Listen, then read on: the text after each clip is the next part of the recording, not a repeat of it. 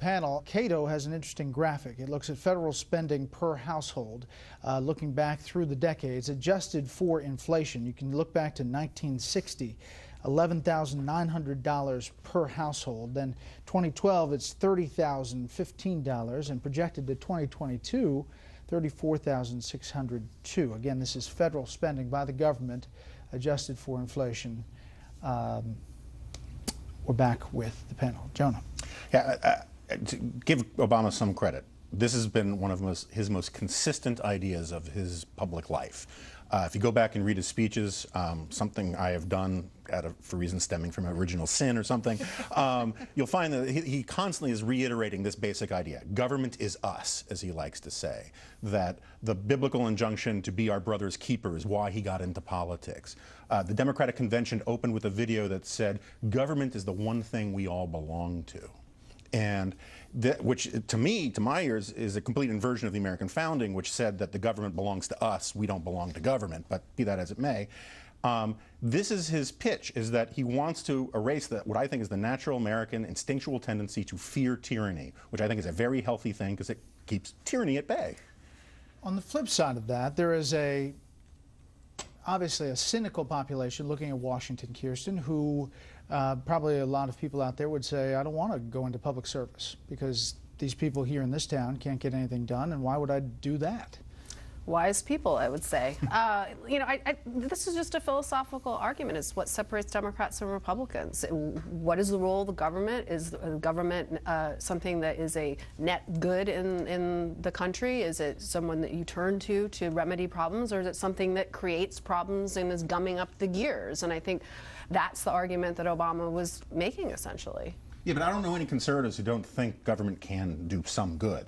What Obama's formulation is sort of the Life of Julia formulation, that the government is going to take the role of essentially providing all of those functions that civil society, that family, that churches provided. It is the only thing. And if you listen to his second inaugural, basically his entire formulation is there's the government and there's the individual, and there's nothing in between. But families and churches aren't providing for that. That's the fallacy in that argument. In part because they're becoming enervated by government intrusion. If they had been doing what conservatives are always saying that they do, then we never would have needed Social Security. We never would have needed Medicare. We never would have needed these things. Well, I would say the idea that you only commit public service when you work for the government is ludicrous. I mean, you commit an act of public service when you build a company that employs people, when you raise decent children, when you marry the mother of your kids, whenever you do something that makes us a better society. I think Obama's remarks today are Orwellian. He begins with saying, I'm sorry you had to hear remarks that disagree with me growing up. And then he goes on to say that an attack on government is an attack on the idea of self-rule.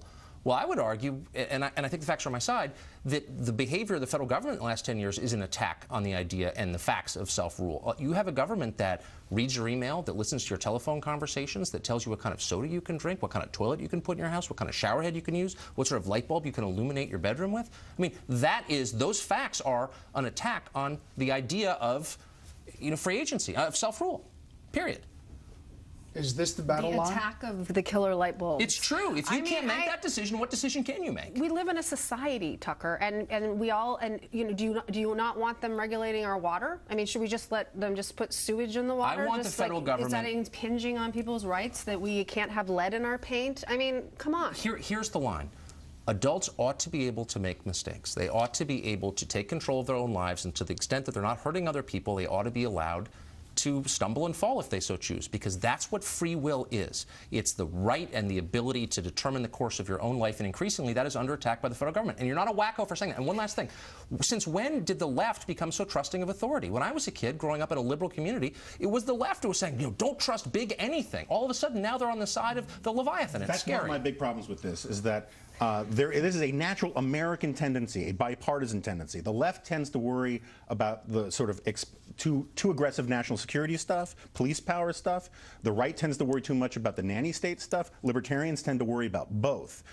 It seems to me that Barack Obama and Hillary Clinton and all of these people who are now saying this sort of government is our keeper thing were at the forefront of saying we are giving up our liberties when President Bush was in office. That's a perfectly fair criticism, but I don't know why you would be criticizing it. Obama just took what Bush did and is expanding it, and I've heard mostly conservatives defending it. And in defense of the liberals, there are plenty of people at The Nation magazine who are criticizing criticizing him. Glenn Greenwald at The Guardian is criticizing Glenn the president. Greenwald is, that's I mean, true. there are true liberals. You have a fair criticism about the establishment, for sure. I mean, there's a real problem there. For example, the New America Foundation says everybody loves to beat up on the government and sound like we can do more with less. I mean, can't we do more with less?